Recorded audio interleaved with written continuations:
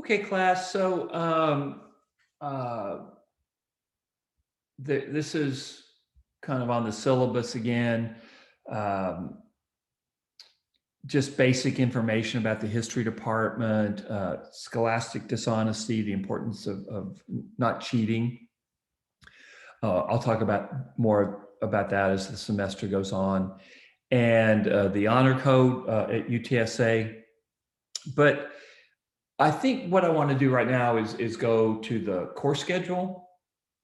And one of the things that I want to talk about is my style of teaching. I just talked to my new SI, who seems fantastic, and she reminded me that what I had talked about last semester, and I'm very, very aware that a lot of students don't like history, and I'm convinced that the reason for that is that history is often taught very poorly. Not in all cases. Both of my kids actually had some fantastic history teachers in K through 12, and I really, really admire K through 12 history teachers. It's not an easy job.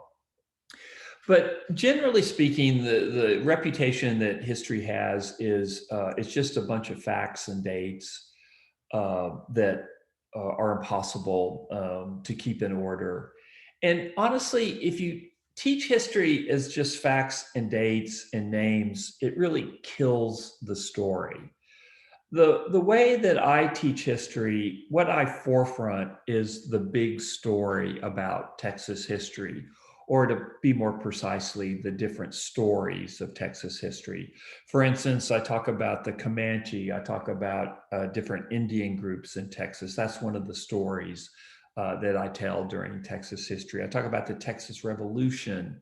I talk about the Spanish period in Texas. So, what I do in this course is I tell multiple stories about the history of Texas. And I forefront the story, and then the dates and the names and the facts that drive students crazy. If you think about the story first, the dates and the names and all that kind of specific stuff that people hate about history make a lot more sense. And let me give you an example that I always use with students. Think about a show that you watch on Netflix or Hulu. I mean, there's a million different platforms now, or even a movie, a series. Um, because you like that show, because you like that story, I could ask you very, very specific questions about what happened in that series and about different characters and about the sequence of events in that show. I could give you a multiple choice quiz about those questions, and you would do well on that multiple choice quiz because the details make sense to you because you understand the bigger story. The details are what I call sticky. There's a context for them. So the way you should approach this course and the way you should approach learning in this course is the way I teach it. I forefront the story first, but there are some details you do need to know.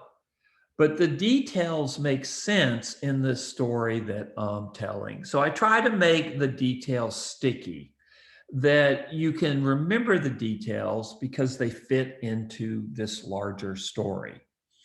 And so that's kind of my secret sauce to teaching history, and I think that's the secret sauce to any good history teacher. And by the way, UTSA has a bunch of really outstanding history teachers. I highly advise you look into our history department courses. We have really fantastic teachers. So anyway, let's talk about the course schedule.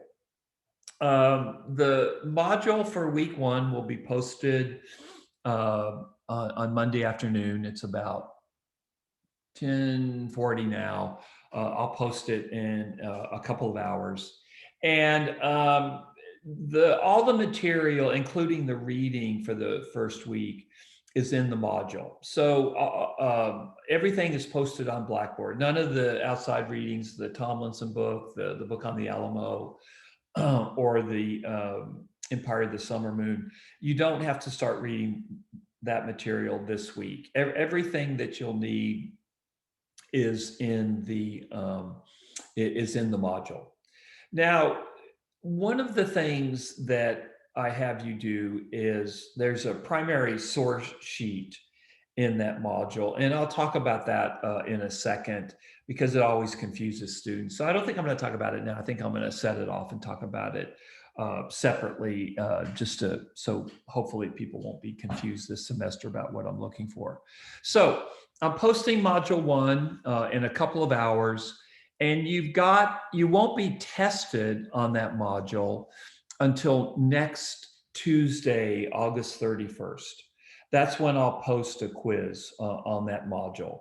And you'll have plenty of time to take the quiz. You'll have at least 36 hours or maybe even longer than that. So here's the big point about the quizzes.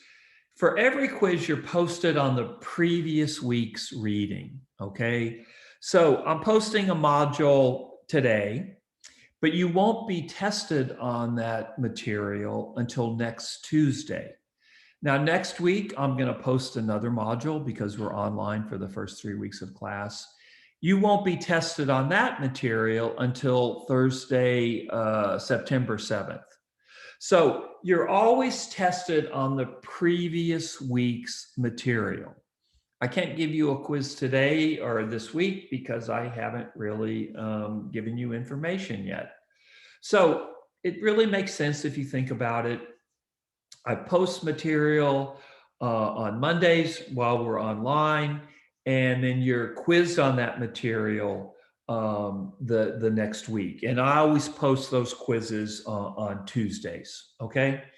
So now this leads to an interesting question, kind of a philosophical question about teaching or about really learning, not about teaching. It's when do you access the material in the module?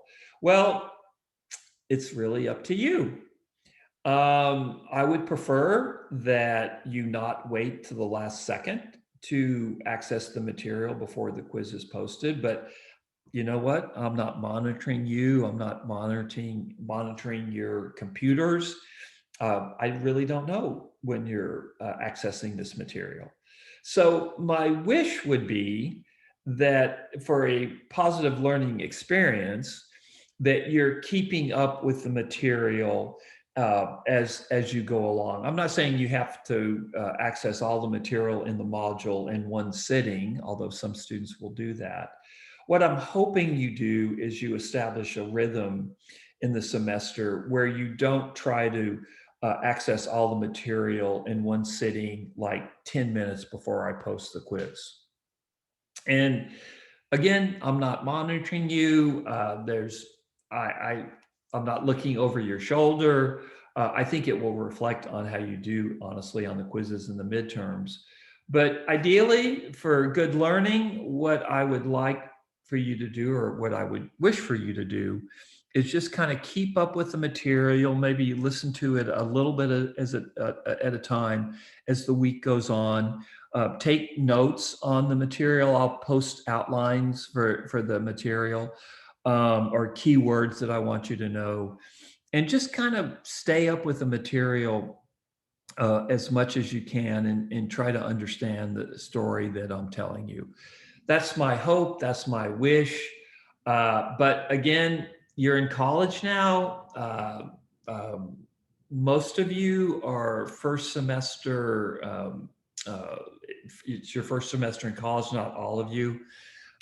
Actually, probably the students that are veterans of college they know what I'm talking about, and they'll do very, very well in this course. But if you want to do well in this course, you just have to stay up with the material. But it's on you, really, because you're not being monitored from my end. This isn't high school. You've grown up out of high school.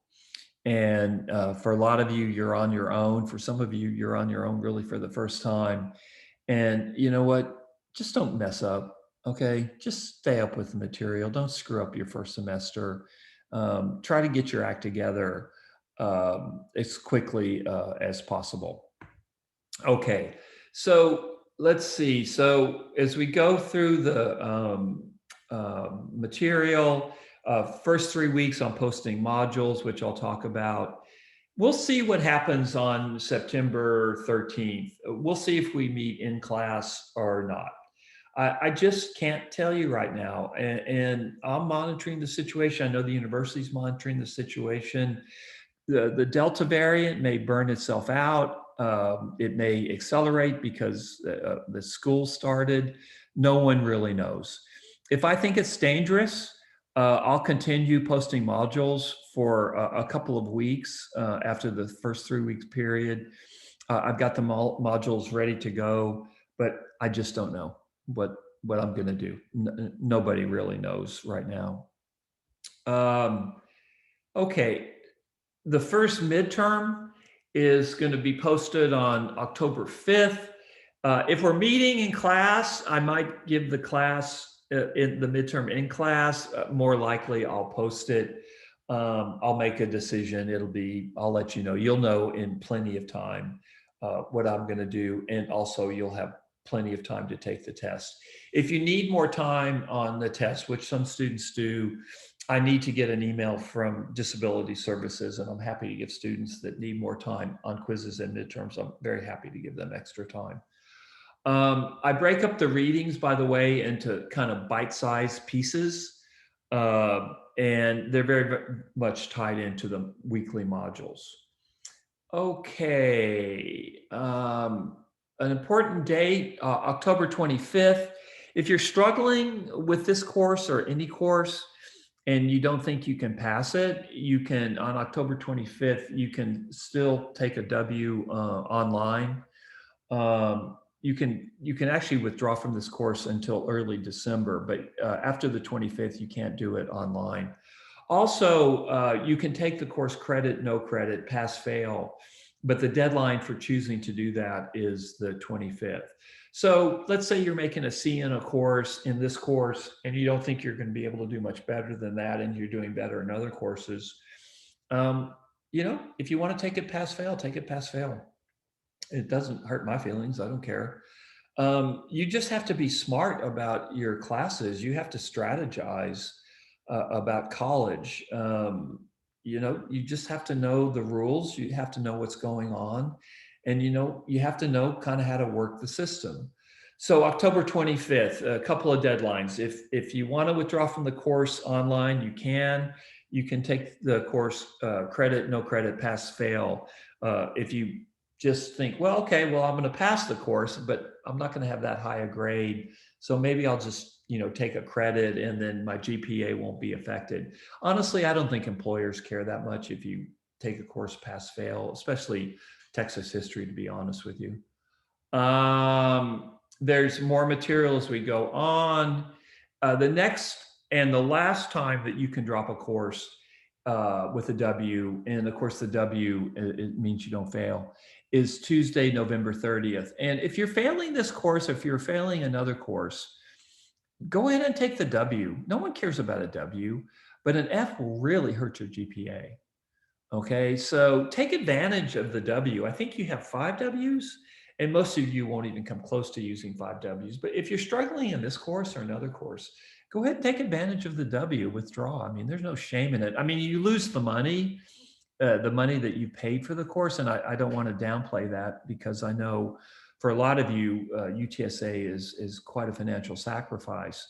But I would say if you're failing the course, a W will save you a lot more money over the course of a life, or let me put it of your life, or let me put it differently. An F hurting your GPA will cost you money over your lifetime. We'll talk about this more as we go.